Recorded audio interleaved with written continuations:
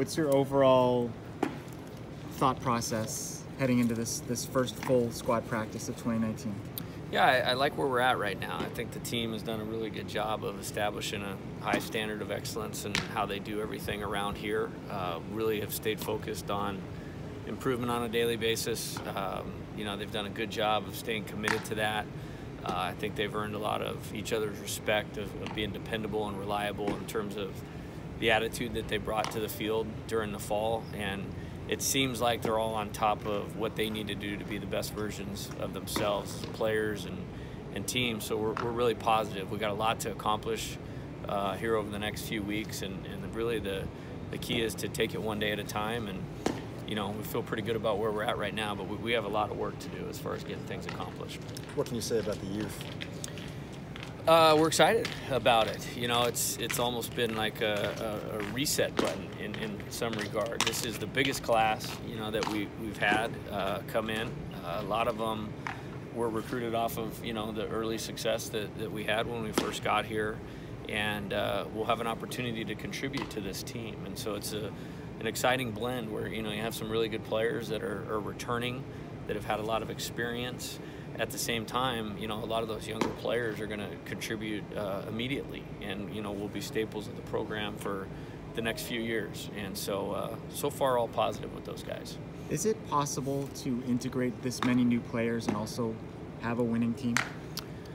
Well, I think that's, you know, that's the goal. I think, you know, they all came here to Arizona because of a couple reasons. Number one, it's a great place. It's a great opportunity to play at a university that really cares about college baseball, and that in itself attracts a high-level player. They've been great about developing, and in reality, I mean, we had 2 successful fall scrimmages, and in those scrimmages, some of those younger guys had some of our best performances, and so they're going to have a lot to learn. I'm sure there'll be a learning curve.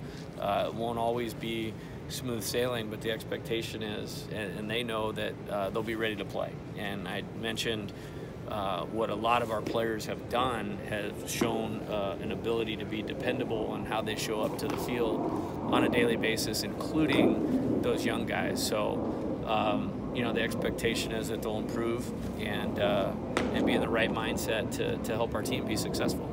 You had a front row seat for Trevor Hoffman in San Diego, being in the same city as him for much of his career. What do you think about the fact that you guys are going to be retiring his jersey on opening day and that whole deal? Yeah, I think it's awesome. I mean, you know, I think Trevor Hoffman is exactly what I want our players to aspire to be. You know, not just as an athlete. I mean, he's one of the greatest of all time at what he did as a closer, but he's an elite person.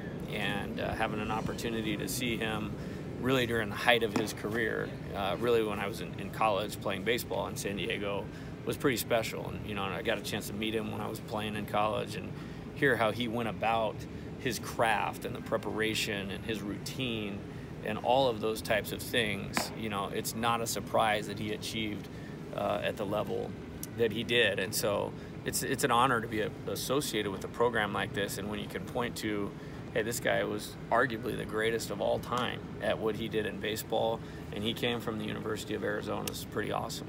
8 months later, how do you describe how last season ended?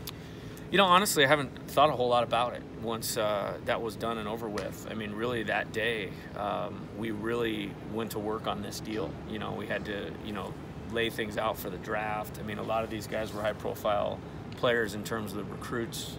6 of them were drafted, and start shaping this team.